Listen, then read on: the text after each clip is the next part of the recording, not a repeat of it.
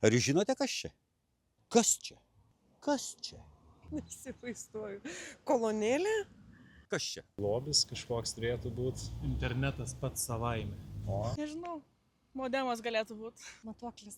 Nežinau, greičiausiai irgi gal kažkas susijęs su televizijos signalo gaudimu arba apskritai skleidimu interneto, kažkas tokio gal. Teisingai, tai auskarai ir šiek tiek kolonėlė.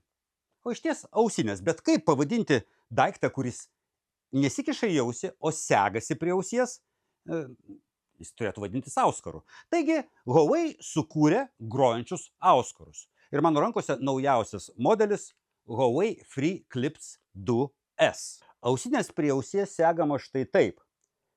Storesnė dalis už ausies, o burbuliukas, kuris groja garsą, žiūri į ausies vidų. Gamintojai nurodo, kad tvirtintis turėtų taip, jog būtų horizontaliai. Galima šiek tiek paslinkti žemyn ir aukščiau. Aš pastebėjau, kad jeigu paslinki žemiau, tai žemų dažnių daugiau girdisi, tačiau ir horizontaliai skamba tikrai neblogai. Tai vėlgi, kaip tai pavadinti, jeigu ne auskaru? Kodėl tai pasiteisina? Todėl, kad daugybė žmonių nemėgsta į ausis įkišamų ausinių. Pavyzdžiui, man nuo to skauda, man jos blogai laikosi ir negaliu tiesiog ilgai dėvėti. Šitų praktiškai nejaučiu. Ir suprantu kritiką, jau iš karto girdžiu jūsų kritiką, jūs sakysite, garsas bus blogas, ausų kanalas neužkimšta, žemų dažnių mažai, aplinkos triukšmas labai trukdys. Bet aš juk jas išbandžiau. Ir turiu pasakyti, garso kokybė stebinančiai nebloga. Kai šalia kalba žmogus ir aš klausau muzikos garsiai, aš nelabai girdžiu, ką jis kalba, nors aišku, triukšmo slopinimo nėra. Tačiau programėlėje Audio Connect, kurią galima įdiegti tiek į iPhone, tiek į Android telefonus, galima nustatyti paprastą bei erdvinį garsą, kuris reaguoja į galvos judesius. Pasukus galvą taip, garsas sklinda iš čia, pasukus taip iš čia.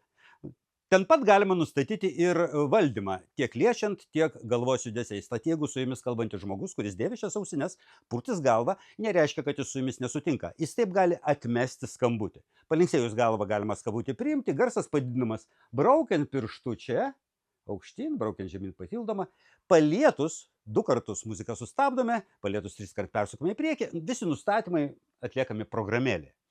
Beje, ausinės gali veikti ir kaip tiesioginis vertėjas, tam te reikia atsisiųsti programėlę Nebula Buds. Aš šito neišbandžiau. O ką išbandžiau, tai ta keista funkcija, kad šios ausinės neturi paskirtos ausies.